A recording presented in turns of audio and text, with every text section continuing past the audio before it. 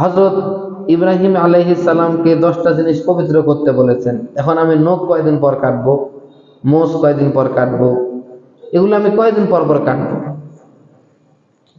তো আনাস রাদিয়াল্লাহু তাআলা আনহু থেকে বর্ণিত মুসলিম শরীফের বর্ণনা,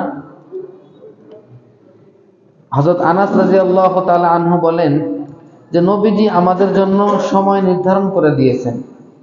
মোষ কাটার ক্ষেত্রে, নখ কাটার ক্ষেত্রে, বগলের চুল উপড়ানোর ক্ষেত্রে, নাভির নিচে হলক করার ক্ষেত্রে, এই 4টা বিষয়ে নবীজি আমাদের জন্য সময় নির্ধারণ করে দিয়েছেন। কতটুকু সময়? আনলা নাতরুকা আকসার মিন 40 লাইলাতান, আমরা যেন এগুলো 40 রাতের থেকে বেশি দিন না ফেলে রাখি। কত রাত্রি? 40 রাত্রির থেকে বেশি যেন না ফেলে রাখি। 40 রাত্রির আগেই আমরা কি করব? এগুলো পরিষ্কার করে ফেলব। ক্বালা উলামাউনা হাযা তাহদীদুন ফি আকসারিল মুদ্দাতি, উলামায়ে কেরামগণ বলেছেন এই যে 40 দিন বলা হলো, এটা হলো সর্বশেষ সীমা, সবথেকে কি শেষ সীমা, যে যতদিনের মধ্যে পারে।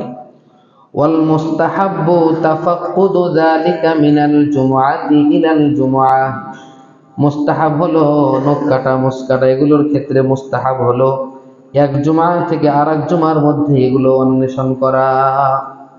শুক্রবার হয়েছে তো আরেক শুক্রবার হলে কি করবেন? এগুলো পরিষ্কার করতে করা উচিত।